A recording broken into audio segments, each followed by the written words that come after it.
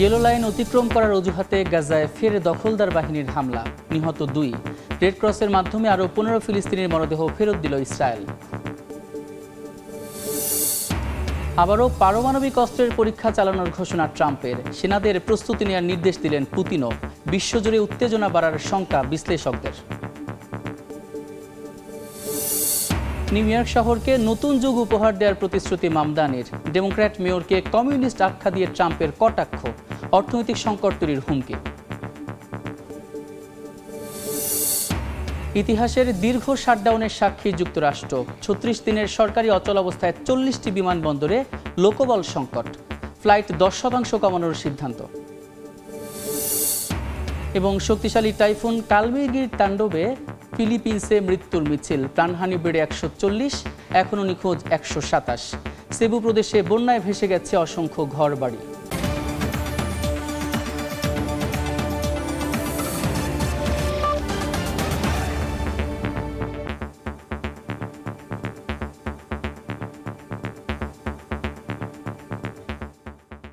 আন্তর্জাতিক সময়ের সঙ্গে আছি আমি সাদিক হাসান ইমন। যুদ্ধবিরতি লঙ্ঘন করে অবরুদ্ধ গাজায় ইসরায়েলি আগ্রাসন থামছেই না। ইয়েলো লাইন অতিক্রম করার অজুহাতে বুধবার নেতানিয়াহু বাহিনীর গুলিতে প্রাণ গেছে আরও 2 ফিলিস্তিনির। এদিকে রেড ক্রসের মাধ্যমে ইসরায়েলের মরদেহ ফেরত দেওয়ার একদিন পর 15 ফিলিস্তিনির মৃতদেহ ফেরত দিয়েছে নেতানিয়াহু প্রশাসন। গাজায় টেকসই যুদ্ধবিরতি নিশ্চিতে সব পক্ষের প্রতি আহ্বান জানিয়েছে তুরস্ক। যুদ্ধবিধ্বস্ত গাজার বাসিন্দাদের দিন কাটছে চরম আতঙ্কে। চিকিৎসা সরঞ্জাম না থাকলেও হাসপাতালে হাজারো রোগীর ভিড়। আহতদের পাশাপাশি পরিবারের অন্য সদস্যরাও মানসিক আঘাতে বিপর্যস্ত। হাজার হাজার মরদেহ এখনও ধ্বংসস্তূপের নিচে আটকা রয়েছে। যুদ্ধবিরতির মধ্যেও হামলা এখনও নিত্যদিনের সঙ্গী গাজাবাসীর। বুধবার ইসরায়েলি প্রতিরক্ষা বাহিনী দাবি করেছে, গাজার মধ্যাঞ্চলে আবারও ইয়েলো লাইন অতিক্রম করে সশস্ত্র হামলা চালানোর সময় কয়েকজনকে লক্ষ্য করে গুলি চালানো হয়েছে। ডক্টরস উইদাউট বর্ডার্স জানায়, যুদ্ধবিরতি কার্যকর হওয়ার পর চলতি মাসে ইসরায়েলি হামলায় এ পর্যন্ত গাজায় 2 শতাধিক ফিলিস্তিনি নিহত হয়েছেন, আহত শতাধিক। এমন পরিস্থিতিতে ইসরায়েলে থাকা আরও কয়েকজন ফিলিস্তিনির মরদেহ ফেরত দিয়েছে নেতানিয়াহু প্রশাসন। বুধবার বিষয়টি নিশ্চিত করা হয়। এর আগে মঙ্গলবার রেড ক্রসের মাধ্যমে ইসরায়েলি মরদেহ ফেরত দেয় ফিলিস্তিনের স্বাধীনতাকামী সংগঠন হামাস।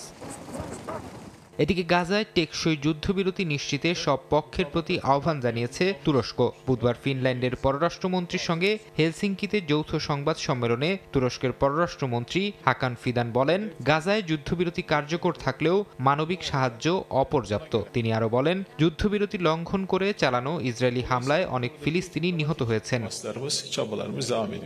ফারহাদ চৌধুরী, সময় সংবাদ।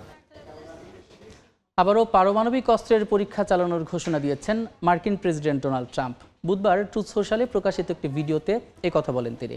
এদিকে ট্রাম্পের এমন ঘোষণায় রুশ প্রেসিডেন্ট ভ্লাদিমির পুতিনও পারমাণবিক অস্ত্রের পরীক্ষার প্রস্তুতি নেওয়ার হুঁশিয়ারি দিয়েছেন। এরই মধ্যে শীর্ষ কর্মকর্তাদের এ বিষয়ে খসড়া প্রস্তাব তৈরির নির্দেশনাও দিয়েছেন তিনি। ওয়াশিংটন মস্কোর এমন প্রতিক্রিয়া ও ঘোষণায় বিশ্বব্যাপী পারমাণবিক উত্তেজনা বাড়বে বলে মনে করেন বিশ্লেষকরা। গেল সপ্তাহে মিনুটম্যান 3 আন্তঃমহাদেশীয় ক্ষেপণাস্ত্রের পরীক্ষামূলক উৎক্ষেপণের পর দ্রুত মার্কিন প্রতিরক্ষা বিভাগকে পারমাণবিক অস্ত্রের পরীক্ষার প্রস্তুতি নেওয়ার নির্দেশ দেন প্রেসিডেন্ট ডোনাল্ড ট্রাম্প। বুধবার ট্রাম্পের ট্রুথ সোশ্যালে প্রকাশিত একটি ভিডিওতে আবারও সেই ঘোষণার পুনরাবৃত্তি করা হয়। ওই ভিডিওতে ট্রাম্প বলেন, অন্য দেশগুলোর মতো যুক্তরাষ্ট্র অবিলম্বে পরীক্ষা শুরু করবে। যদিও বিশেষজ্ঞদের মতে এটি কৃত্রিম বুদ্ধিমত্তা দিয়ে তৈরি ভিডিও। হোয়াইট হাউস জানায়, যুক্তরাষ্ট্রের সরকারি অচলাবস্থার কারণে বার্তাটি প্রেসিডেন্ট নিজে নাকি তার টিমের কেউ পোস্ট করেছেন তা নিশ্চিত করা সম্ভব হয়নি। এদিকে নিরাপত্তা পরিষদের বৈঠকে রাশিয়ার প্রেসিডেন্ট ভ্লাদিমির পুতিন জানান, যুক্তরাষ্ট্র কিংবা পারমাণবিক অস্ত্রের পরীক্ষা নিষিদ্ধকরণ চুক্তিতে সই করা অন্য কোনো দেশ যদি পরীক্ষা চালায় তবে রাশিয়াও সমান প্রতিক্রিয়া দেখাবে। এরই মধ্যে ক্রেমলিনের শীর্ষ কর্মকর্তাদের মার্কিন পরিকল্পনা বিশ্লেষণ করে পরীক্ষা শুরুর বিষয়ে একটি প্রস্তাব তৈরির নির্দেশ দিয়েছেন পুতিন।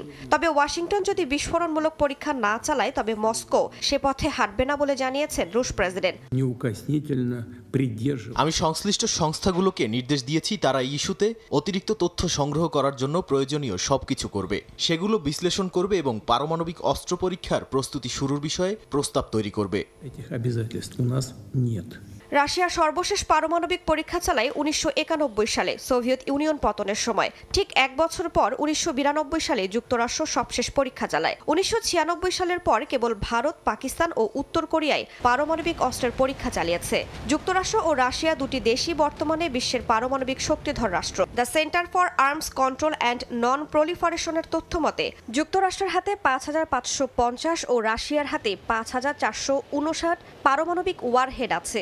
বিশ্লেষকদের মতে দুই দেশের ঘোষণা বাস্তবায়িত হলে বিশ্বব্যাপী পারমাণবিক অস্ত্র প্রতিযোগিতা শুরু হবে, যা আন্তর্জাতিক নিরাপত্তার জন্য ঝুঁকি তৈরি করবে। রাইসা জান্নাত, সময় সংবাদ। নিউ ইয়র্ক শহরকে একটি নতুন যুগ উপহার দেওয়ার প্রতিশ্রুতি ব্যক্ত করেছেন নবনির্বাচিত মেয়র জোহরান মামদানি। একই সঙ্গে একটি সক্ষম ও সহানুভূতিশীল প্রশাসন গঠনের ঘোষণা দিয়েছেন তিনি। এদিকে মামদানির জয়কে কটাক্ষ করে তাকে কমিউনিস্ট আখ্যা দিয়েছেন মার্কিন প্রেসিডেন্ট ডোনাল্ড ট্রাম্প। অভিযোগ করেন নিউ ইয়র্ক শহরকে অর্থনৈতিক দুঃস্বপ্নের দিকে নিয়ে যাচ্ছেন ডেমোক্র্যাটরা। বিশ্লেষকরা বলছেন শহরের অর্থনৈতিক সংকট মোকাবেলায় দৃঢ় প্রতিজ্ঞ হলেও তা বাস্তবায়নে বেশ বেগ পেতে হবে শহরটির প্রথম মুসলিম মেয়রকে। যুক্তরাষ্ট্রের নিউ ইয়র্ক সিটি অলিগলিতে এখন মামদানির জয় জয়কার। নবনির্বাচিত মেয়র জোহরান মামদানি শহরকে নতুন ভবিষ্যতের দিকে নিয়ে যাবেন এমন প্রত্যাশা সবার। জনগণকে আশার আলো দেখাচ্ছেন 34 বছর বয়সী এই মেয়র। কুইন্সের ফ্লাশিং মিডোজ পার্কে ইউনিস্ফিয়ারের সামনে দাঁড়িয়ে নতুন প্রশাসনিক দল গঠনের ঘোষণা দেন তিনি। বলেন তার প্রশাসন হবে সক্ষম ও সহানুভূতিশীল। ক্ষমতা গ্রহণের মাধ্যমে নিউ ইয়র্কবাসী একটি নতুন যুগের সাক্ষী হবে বলেও মন্তব্য করেন তিনি। আমরা এমন একটি প্রশাসন গঠন করব যা সমান অংশে সক্ষম এবং সহানুভূতিশীল, যারা সৎ এবং লক্ষ লক্ষ নিউ ইয়র্কবাসীদের মতো কঠোর পরিশ্রম করতে ইচ্ছুক। সিটি হলে আমার প্রথম দিনটা শেষ দিনের মতোই হবে, ব্যয় সংকট মোকাবেলায় মনোযোগী। কিন্তু মামদানির এই ঘোষণার পরপরই প্রেসিডেন্ট ডোনাল্ড ট্রাম্প মায়ামির এক অনুষ্ঠানে তাকে কড়া ভাষায় আক্রমণ করেন। বলেন ডেমোক্রেটরা এবার নিউ ইয়র্কে এক কমিউনিস্টকে ক্ষমতায় বসিয়েছে। দাবি করেন তার প্রশাসন যখন অর্থনীতিকে পুনরুজ্জীবিত করছে তখন ডেমোক্রেটরা দেশকে দিচ্ছে অর্থনৈতিক দুঃস্বপ্ন। এদিকে শহরবাসী মামদানিকে নিয়ে আশাবাদী হলেও বিশ্লেষকরা বলছেন ভিন্ন কথা। রাজনৈতিক বিশ্লেষক এরিক গ্যান্ডারের মতে মামদানির সামনে রয়েছে কঠিন বাস্তব। বলেন ভাড়া নিয়ন্ত্রণ, ফ্রি বাস সার্ভিস বা সর্বজনীন চাইল্ড কেয়ারের মতো সুযোগ সুবিধা বাস্তবায়ন করা নিউ ইয়র্কে সহজ নয়। সাদিয়া তাসনিম, সময় সংবাদ। লাখ টাকা খরচে ইতালি গেল বাংলাদেশের বিড়াল।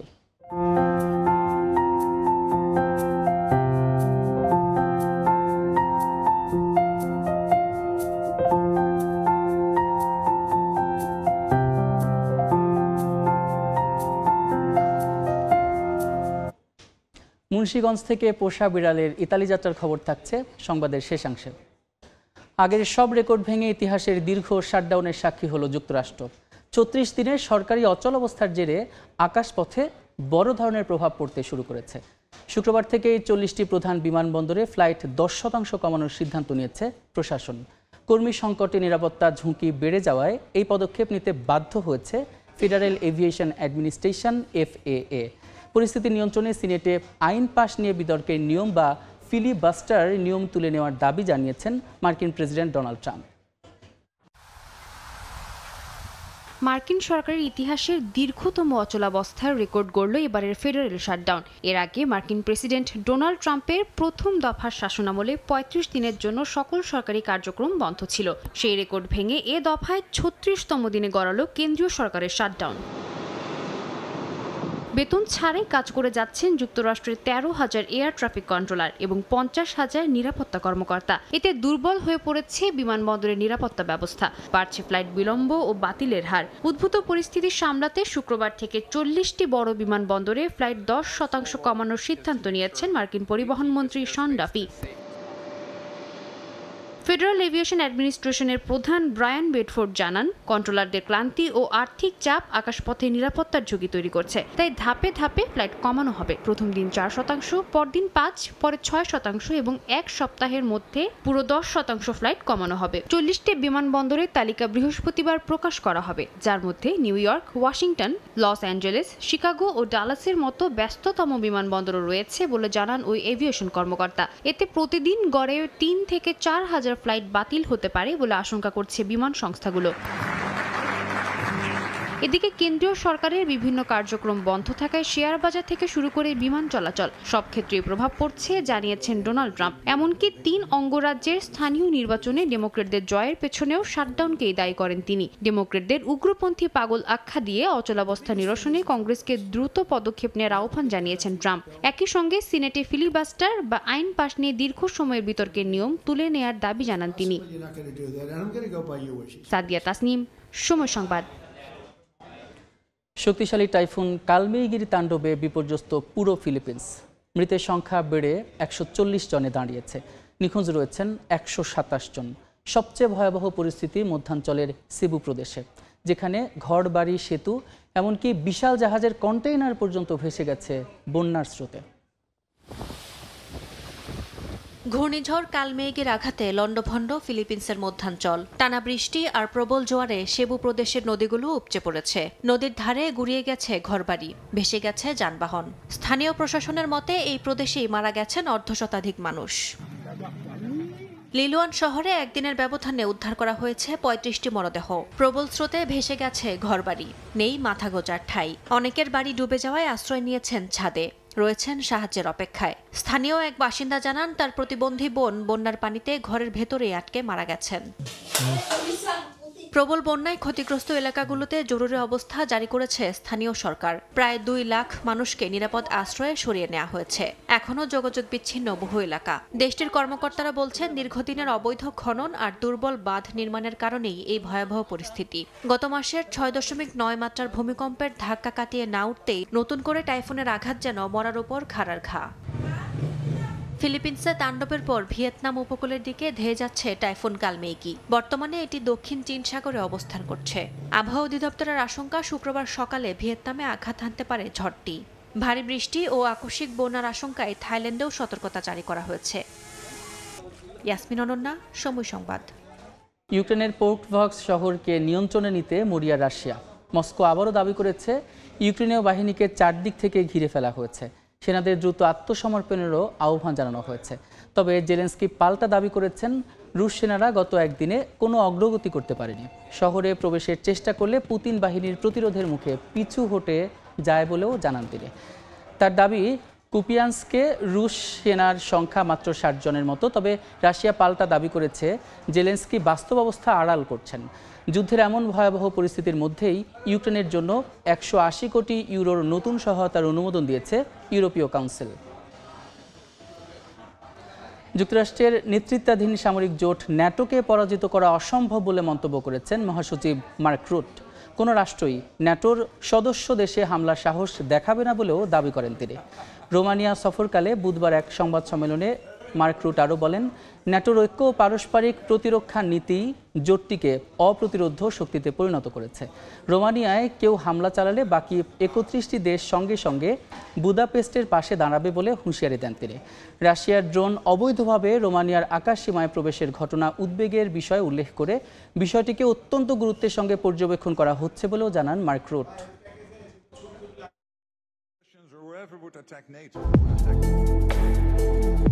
Thai aluminium. The better is now the best. নাইজেরিয়ায় আবারও সামরিক অভিযান চালানোর হুমকি দিয়েছেন মার্কিন প্রেসিডেন্ট ডোনাল্ড ট্রাম্প। বলেন, খ্রিস্টানদের হত্যা বন্ধ না করলে দেশটিতে সব ধরনের সহায়তা বন্ধ করবে তার প্রশাসন।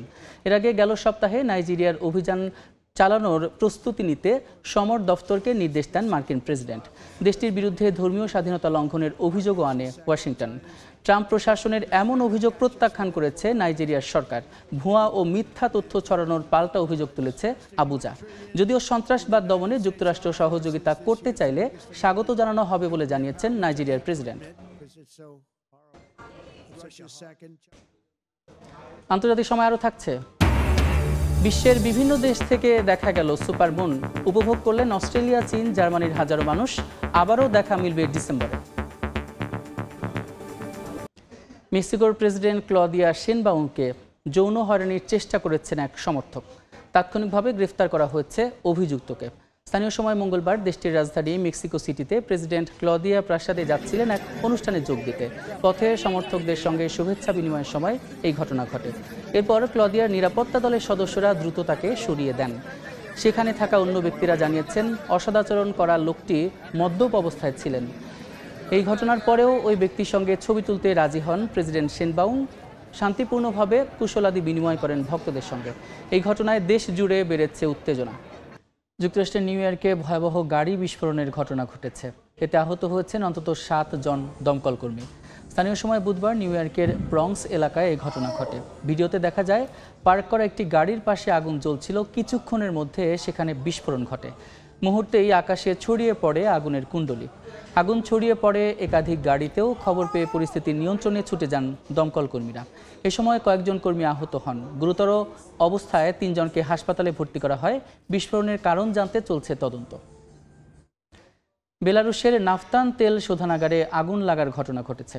দেশটির জরুরি ব্যবস্থাপনা মন্ত্রণালয় জানিয়েছে বৃহস্পতিবার এই ঘটনা ঘটে। তবে দ্রুত ব্যবস্থা নেওয়ায় আগুন ছড়িয়ে পড়েনি এবং কোনো প্রাণহানি হয়নি।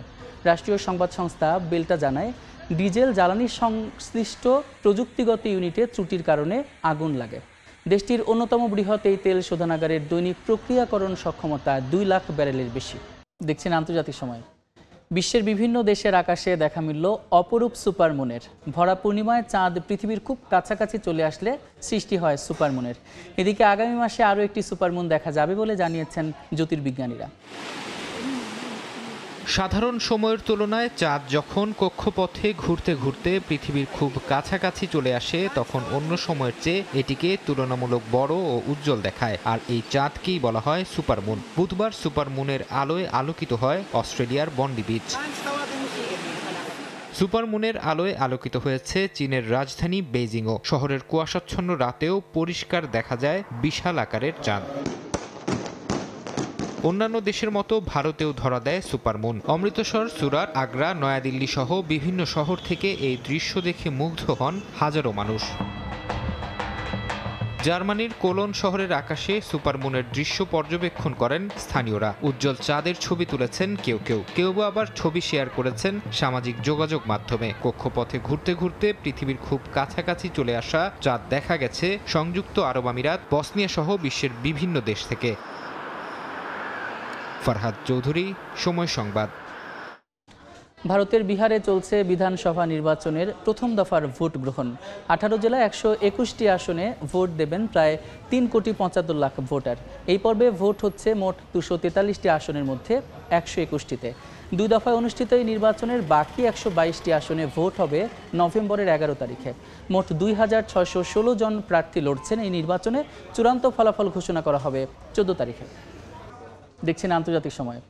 এবার বিড়ালের বিদেশ যাত্রার ব্যতিক্রমী খবর। মুন্সিগঞ্জ থেকে প্রথমবারের মতো পোষা বিড়াল গেল ইতালি। বিদেশ যাত্রায় খরচ প্রায় লাখ টাকা। এছাড়া পাসপোর্ট, এনওসি, ট্রানজিট নেওয়া দেশের বিমানবন্দরের অনুমতি সহ নানা ঝাঁকি ঝামেলা শেষে বিমানে ওঠে ক্যান্ডি নামের বিড়ালটি। আরও জানাচ্ছেন নাসির উদ্দিন উজ্জ্বল, ছবি তুলেছেন আবু সাইদ।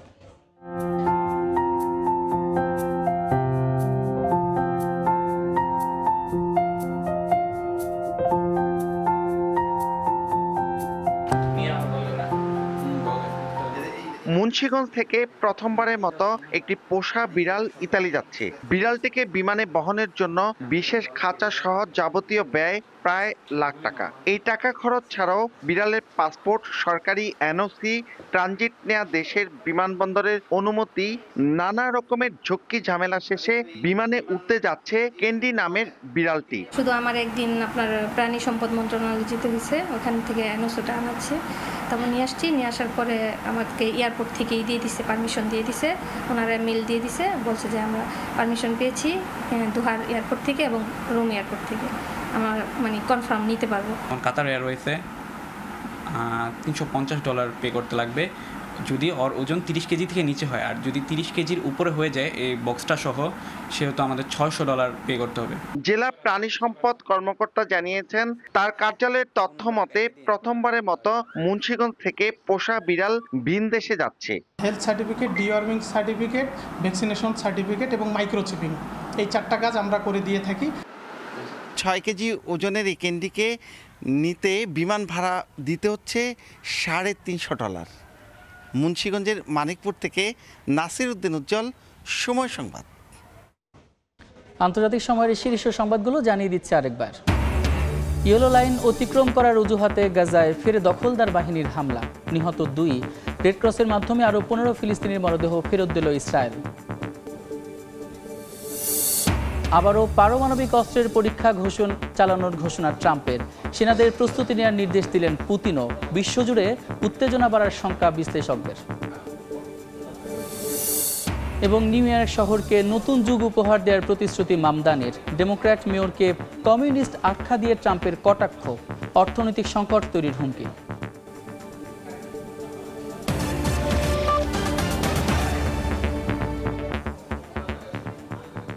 এই ছিল আন্তর্জাতিক সময়। এরপর বিকেল 5টার সময় সংবাদের সঙ্গে থাকবেন আলিশা ইসলাম।